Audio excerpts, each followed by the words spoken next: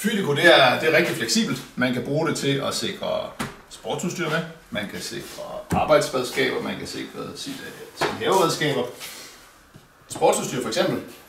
Man finder et eller andet sted, hvor man lige kan trække kablet igennem. Hvis der ikke er plads til stikket, så gør det ikke noget, for man kan faktisk bare trække kablet igennem og så skabe en kæde her. Så man gør her. Skaber forbindelsen. Og nu låser den. Og nu kan jeg faktisk trykke mit udstyr stå. Dejlig wakeboard her. Ude i garagen og være sikker på, at hvis der er nogen, der prøver at pille ved det, så jeg ikke kan bruge den næste gang, jamen så går alarmen. Det låser op igen her.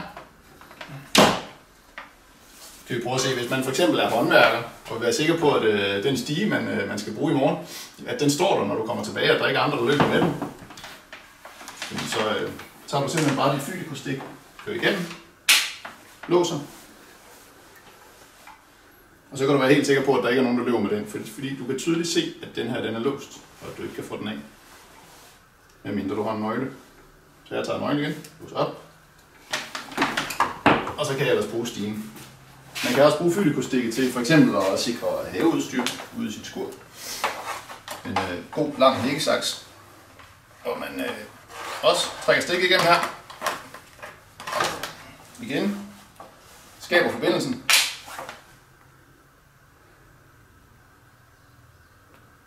Og så er udstyret sikret. Så du kan være sikker på, at det ligger på sin plads næste gang du kommer og skal bruge det.